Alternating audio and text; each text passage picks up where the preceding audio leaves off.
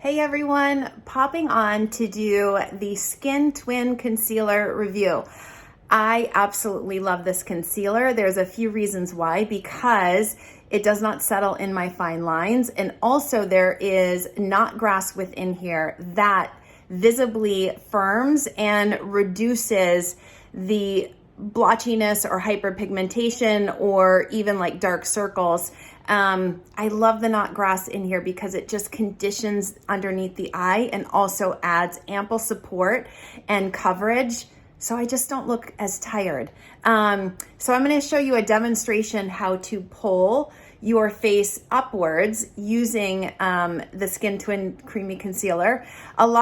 In the last, I want to say 10 years, a lot of makeup artists were doing like a triangle of light that actually drew the skin down. I'm going to show you how to lift the face, especially as we age, things just start gravity-wise to shift downwards. So let's get started with my review. Here we go, and demonstration. All right, so this is medium 1 that I'm using. Sometimes I go between medium 1 and light 2.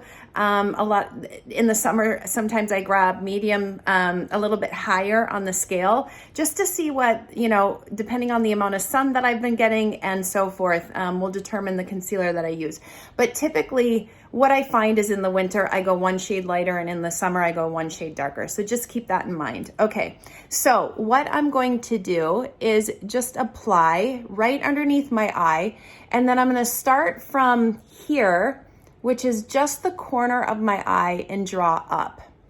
Then what I'm gonna do is, you can see I have these kind of like jowl things here, which I like to fill in with the concealer, again, like I mentioned with the knot grass, that it visibly firms and helps to firm your skin. So I like to go here, and then I go up just underneath. So here's where I would apply blush, and I just add a little bit of dots to move my facial features and to draw that highlighting upwards. Then I add a couple here, and then I do just a couple pieces right down here on my chin and a little piece here on my nose. Okay, so now I'm ready to blend. I love using the Better blender. It's very pliable. It can get into the nooks and crannies. You can see mine is very, very used and worn. I did get this wet, and then I just squeezed the water out. So I'm gonna come to the center of my eye, and you can see I'm just drawing upwards. So I'm patting, I'm not rubbing. And it's blending ever so slightly. Okay, I'm gonna just tap my nose, so I've got a little bit of color there. My chin.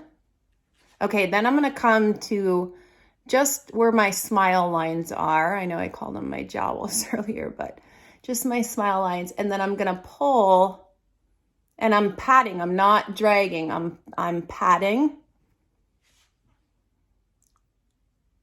Okay, patting, blending it all in.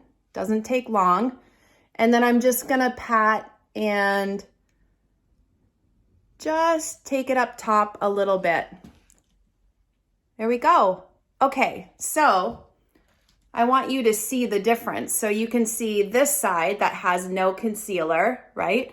And this side that is and does have the concealer on.